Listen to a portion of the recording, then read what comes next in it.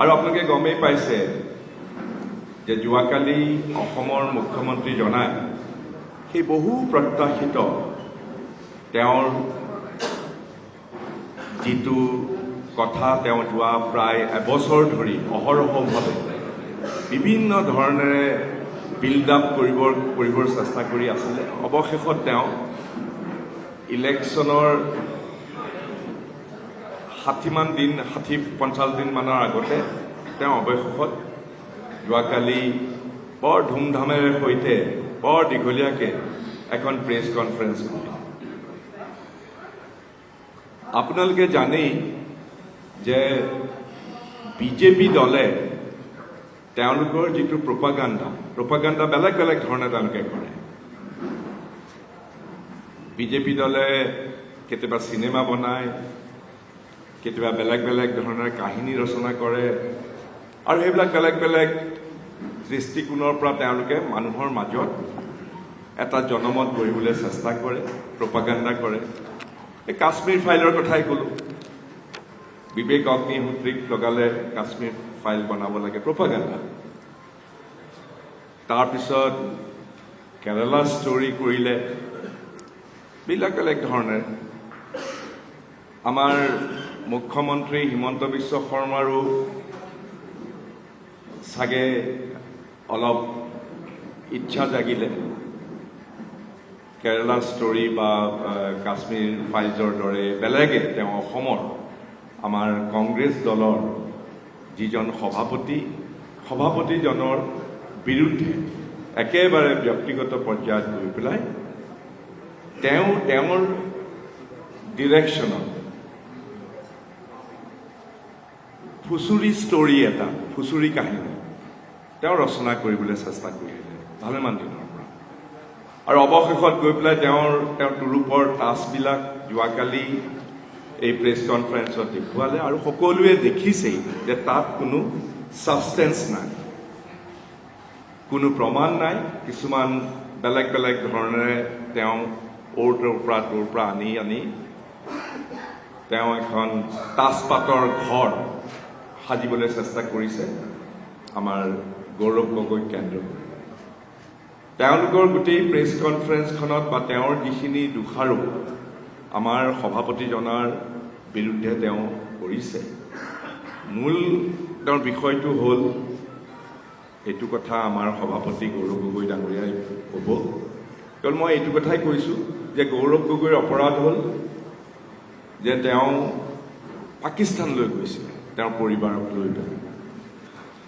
বিয়াৰ পিছতে। এতিয়া সেই লৈ পেলাই বহুত কাহিনী তেওঁ ৰচনা কৰিলে। কেৱল মই আপোনালোকৰ জৰিয়তে কেৱল অনুক্ৰিয়াই দিব খুজিছোঁ, তাৰ আগতেও বিজেপি দলৰ মুঠা লোকসকল বেলেগ বেলেগ দেশলৈ গৈছিলে, পাকিস্তানতো গৈছিলে। 2005 চনত সেই সময়ৰ লিডাৰ অফ অপজিশ্যন পাৰ্লিয়ামেণ্টৰ শ্ৰী LK আদৱানী ডাঙৰীয়া গৈ পেলাই পাকিস্তান পালেগৈ। আৰু পাকিস্তানত গৈ পেলাই এই যে হিন্দু মুছলমান কৰি থাকে, যিজন ব্যক্তিয়ে মুছলিম লীগৰ যিজন হোতা মহম্মদ আলী জিন্নাৰ প্ৰশংসা কৰিলেগৈ 2005 চনত গৈ পেলাই। যিজন মুছলিম লীগৰ মহম্মদ আলী জিন্নাই ধৰ্মৰ নামত আমাৰ দেশখন বিভাজন কৰিবৰ কাৰণে তেজৰ নৈ বোৱা,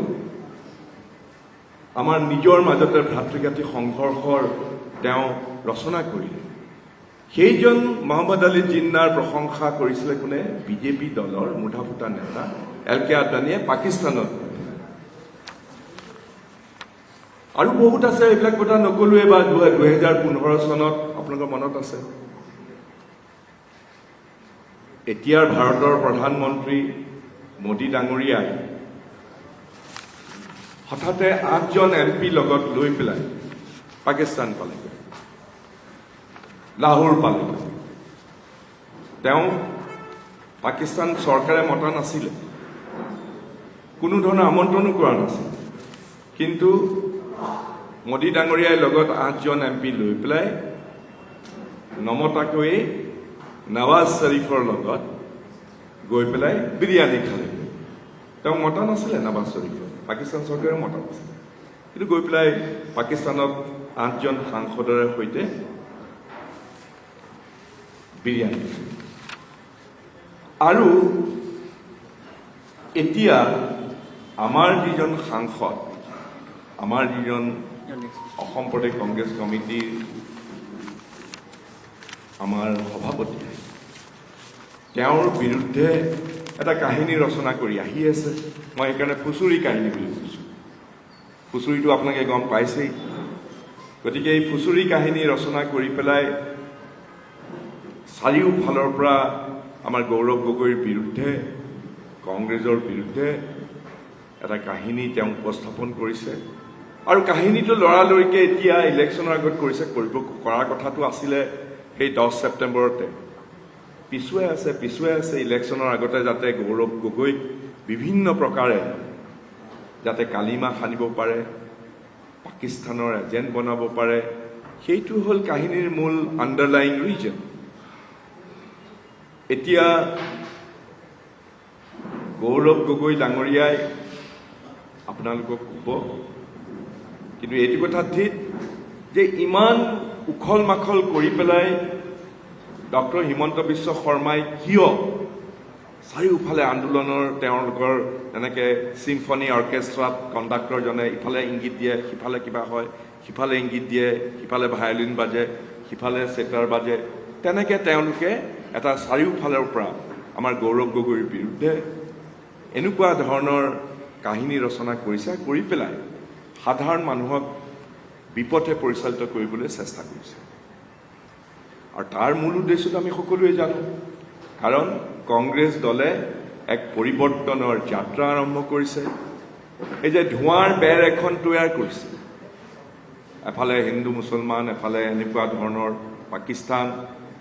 এই ধোঁৱাৰ বেৰৰ অন্তৰালত থাকি তেওঁৰ আচল যি অভিসন্ধি কেনেকৈ নিজৰ পৰিয়াল আৰু কেনেকৈ গেং অফ ফ'ৰে কেনেকৈ বেলেগ বেলেগ ধৰণে অসমখনত অপশাসন কৰিছে কেনেকৈ চিণ্ডিকেট ৰাজ কৰিছে কেনেকৈ দুৰ্নীতি অপসাৰণৰ সৈতে অসমখনক বিপথে লৈ গৈছে সেইবিলাক যাতে ওলাই নপৰে গতিকে এখন ধোঁৱাৰ বেৰ এখন লাগে ধোঁৱাৰ বেৰ এখন তেওঁলোকে তৈয়াৰ কৰিছে আৰু বিশেষকৈ কংগ্ৰেছ দলৰ পৰা যেতিয়া একেবাৰে গোটেইবিলাক আমি উলিয়াই দিলোঁ 12,000 বিঘাৰ মাটি কেনেকৈ গ্ৰাস কৰিছে বহুতো বেনামী সম্পত্তি পৰিয়ালত কেনেকৈ বিভিন্ন ধৰণেৰে সৈতে গোটেই দেশৰ ভিতৰতে আটাইতকৈ বেছি সম্পদশালী এটা পৰিয়াল হিচাপে প্ৰতিষ্ঠিত কৰাৰ তেওঁ যিটো আচল মূল যিটো লক্ষ্য সেই লক্ষ্যক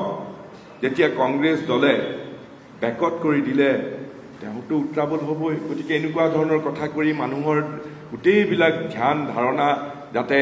গৌৰৱ গগৈৰ প্ৰতি এটা বিৰূপ ধাৰণা হয় গৌৰৱ গগৈ পাকিস্তানী এজেণ্ট গৌৰৱ গগৈ বেলেগ বেলেগ ধৰণেৰে সৈতে কাৰোবাৰ লগত বিদেশী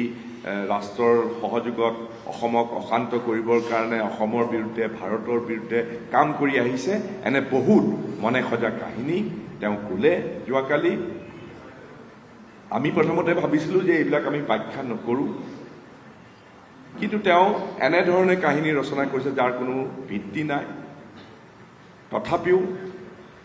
আমাৰ ফালৰ পৰা এইটো কথা আমি স্পষ্ট কৰি দিছোঁ আমাৰ কংগ্ৰেছ পৰিয়ালৰ ফালৰ পৰা